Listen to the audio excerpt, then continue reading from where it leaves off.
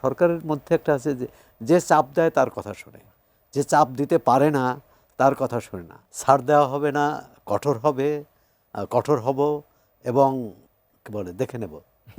কথা হচ্ছে যে এটা তো যুদ্ধক্ষেত্র না, একটা নির্বাচন। নির্বাচনে হচ্ছে প্রধান নিয়ামক শক্তি হচ্ছে জনগণ।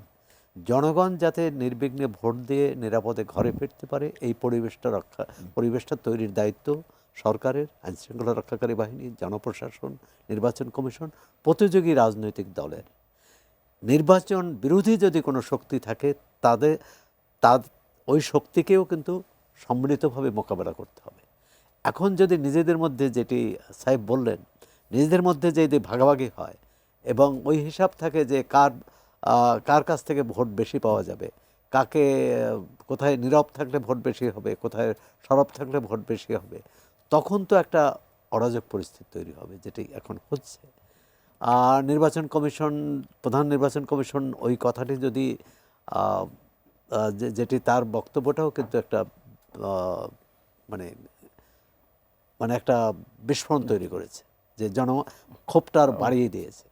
তিনি বলেছেন এটা বিচ্ছিন্ন ঘটনা।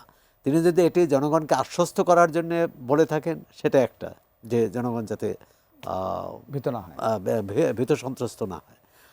কিন্তু একজন প্রার্থীর কে হত্যার ঘটনা বা বিদ্ধ হওয়ার ঘটনা বিচ্ছিন্ন বললে কি মানুষের মধ্যে আতঙ্কটা তো বেড়ে যায়। বা এটি আজকে ঢাকা ৮-এ বিচ্ছিন্ন ঘটনা ঘটছে, কালকে নোয়াখালীতে হবে, পরশু ময়মনসিংহে হবে, এরা পরদিন ভোলায় হবে, তাহলে তার বিচ্ছিন্ন থাকলো না। একটা হচ্ছে যে কোনো রকম এই যে সরকারের সমন্বয়ের অভাব আছে, নির্বাচন কমিশনের সাথে সরকারের সমন্বয়, আইনশৃঙ্খলা রক্ষাকারী বাহিনীর সঙ্গে, জনপ্রশাসনের সঙ্গেও এক ধরনের লটারি দিয়ে এক ধরনের সরকার আপস সফা করেছে, যে বিতর্ক এড়িয়েছে, যে কাকে কোথায় দিবে না, ওভাবে না দিয়ে কেউ যাতে না বলতে পারে অমুকের লোক, এটি ভালো।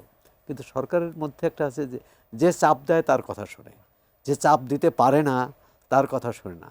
না হলে দেখুন এই যে দুটি প্রতিষ্ঠান বা 4টি প্রতিষ্ঠান, এটি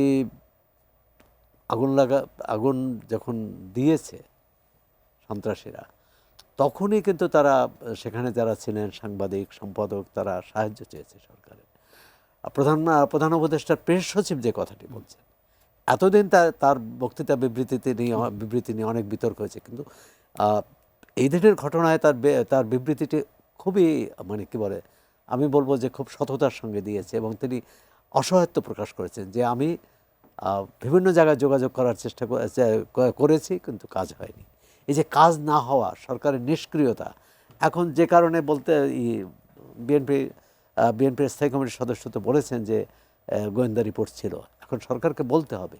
আরেকটি ঘটনা যে আজকে যেটাই করেছে স্বরাষ্ট্র উপদেষ্টা বলেছেন আজকে প্রেস কনফারেন্স করবেন সন্ধ্যায়, তিনি করলেন না। তিনি না করে এটি কি বলে অতিরিক্ত আইজিপি লেভেলের একজন।